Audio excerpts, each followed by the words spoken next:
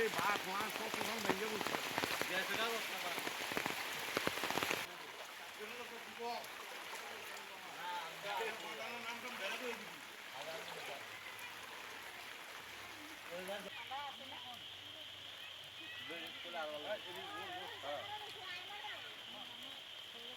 এই তো মানে বন্যা হওয়ার কারণে আমাদের সবাই বাড়ি জল ঢুকছে, রাস্তাঘাট ভেঙে গেছে, রাস্তাঘাট দিয়ে চলাফেরা করতে পারতো না মানুষ, এরকমভাবে ভাঙছে।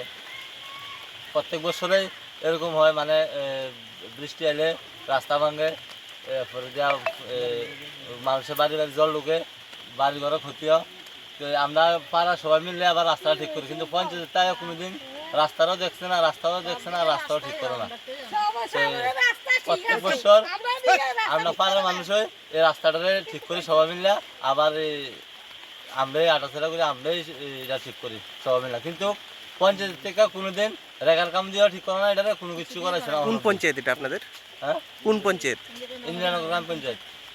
আপনারা জানাইছেন পঞ্চায়েতে কোন সময়? একবার অনেকবার জানানো হয়েছে, অনেকবারে এদিকে আইছে, এমনকি আমাদের যে এমএলএ অভিষেক দেব এখন বর্তমান, তাই না আইছে, তাই না আইও দেখা গেছে, কইছে ইমিডিয়েটলি এটার কাজ ধরা হইব, কিন্তু কাজ থাক দূরের কথা, কিন্তু পঞ্চায়েত এটার কোনো ইয়ে করছে না। তো পঞ্চায়েতের কোনো ইয়ে না করলে এমএলএ কিতা করবো? এখন আপনারা কি চাইতেছেন?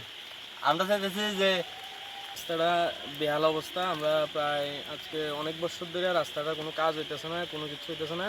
একবার জায়গা টাকা সবাই দিছে, কিন্তু রাস্তার কোনো পরিবর্তন নাই। রাস্তা একদম ভাঙ্গা বেহাল দশায়, দিকটা মানে গরু ছাগলও হাঁটতে পারতো না। আমরা হাঁটি সবাই, বাড়ি ঘরে জল টল ঢুকা খুব ক্ষতি হয়েছে মানুষের। প্রত্যেক বছরই বর্ষা এলে এমন হয়। কি নাম এই জায়গাটা? ইন্দিরানগর গ্রাম পঞ্চায়েতের 2 নম্বর ওয়ার্ড।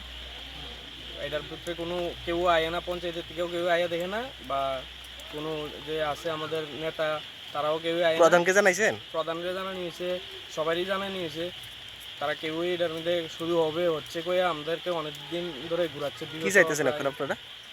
আমরা এখন চাইতেছি রাস্তাটা যাতে সুন্দর মতো কাজ করে, সুন্দর মতো মানুষ যাতে হাঁটাচলা করতে পারে এমন করে দেওয়া।